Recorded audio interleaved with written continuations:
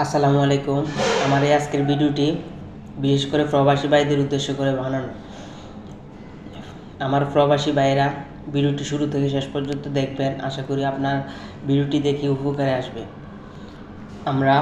আমি অনেককেই দেখেছি 15 বছর 20 বছর প্রবাসী থেকে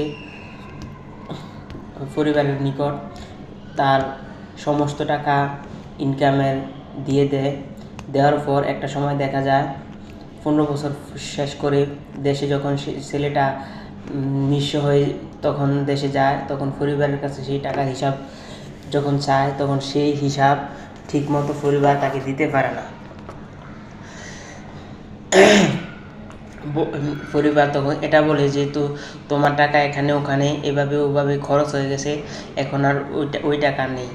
তবে আমার প্রবাসী ভাইদের উদ্দেশ্য করে আপনাদের দুই একটা কথা বলবো। আশা করি ছোটো ভাইয়ের কথাটা রাখবেন। পরিবার সবারই আছে, আমারও পরিবার আছে। পরিবারকে আমারও দেখার দায়িত্ব আছে, আপনাদেরও আছে। তবে পরিবারের দেখবেন, টাকা পয়সা দিয়ে পরিবারের দেখবেন, তবে নিজেরও একটা ভবিষ্যৎ আছে। সেটা একটা কথা আছে, ক্ষুদ্র ক্ষুদ্র বালিকণা বিন্দু বিন্দু জল গড়ে ওঠে মহাদেশ সাগরতল।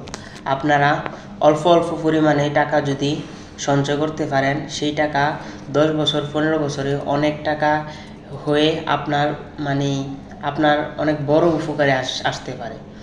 তো আপনারা পরিবারে টাকা দেওয়ার পাশাপাশি আপনারা টাকা সঞ্চয় করবেন। প্লিজ, টাকা যদি সঞ্চয় না করেন তাহলে 10 বছর 15 বছর পরে যখন আপনি দেশে যাবেন, তখন আপনার সাথে যখন টাকা থাকবে না, তখন দেখবেন আপনি কোনো জায়গায় আপনি দাঁড়াতে পারবেন না, কেননা আপনার কাছে তখন টাকা থাকবে না।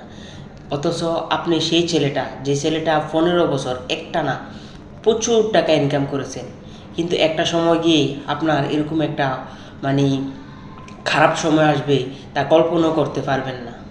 কেননা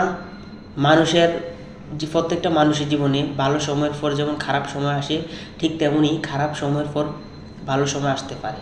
অতএব আপনারা আপনাদের ভালো সময় যখন থাকবে তখন এটা মনে করবেন যে আজকে আমার ভালো সময় চলতেছে, আজকে আমার সুদিন, এই সুদিনের সময় আমি টাকা সঞ্চয় করতে হবে। এই সুদিনের টাকা যখন আমি সঞ্চয় করব, তখন এই টাকা আমার দুদিনের বন্ধু হয়ে দাঁড়াবে।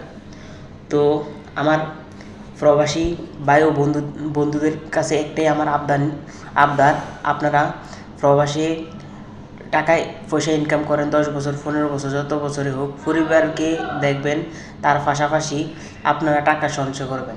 যদি টাকা সঞ্চয় না করে পরিবারের সমস্ত টাকা দিয়ে দেন, তাহলে আপনার ভবিষ্যৎ অন্ধকার, এটা নিশ্চিত। ঠিক আছে? পরিবারকেও দেন, পরিবারকেও চালান, নিজেও চলেন। নিজে চলেন বলতে সুন্দর মতো নিজে মোটামুটি মাসে একটা টাকা রাখবেন সঞ্চয় হিসাবে, একটা টাকা পরিবারকে দিবেন, আবার কিছু টাকা রাখবেন নিজের চলার জন্য। অনেক টাকা খরচ হইতে পারে প্রবাসী থেকে। তো মোট কথা, সর্বসাকুল্যে আমার একটাই কথা আপনাদের উপর, একটাই আবদার আপনাদের উপর, আপনারা ভবিষ্যতের কথা চিন্তা করে অন্ততপক্ষে কিছু কিছু টাকা সঞ্চয় করবেন। কিছু কিছু টাকা সঞ্চয় করলে ইনশাল্লাহ আপনারা কখনো ঠকবেন না। আর আমি চাই মন থেকে আপনাদের জন্য, আমি চাই যে আপনারা এত বছর এত কষ্ট করে আপনারা একটা সময় যায় যাতে আপনারা অসহায় হইতে না হয়, অসহায় অবস্থা পড়তে না হয়, আমি এটাই চাই। কারণ আপনারা 10 বছর 15 বছর মাথার ঘাম পায়ে ফেলে এত কষ্ট করার পর যখন 10 বছর 15 বছর আবারও অসহায় হয়ে দাঁড়াবেন, তখন আসলে সত্যি এটা খুবই খারাপ একটা বিষয় হয়ে দাঁড়াবে। তো মোটামুটি কিছু টাকা দৈনিক বা মাসিক হিসাবে সঞ্চয় করবেন। 10 বছর 15 বছর পরে সেই টাকা আপনার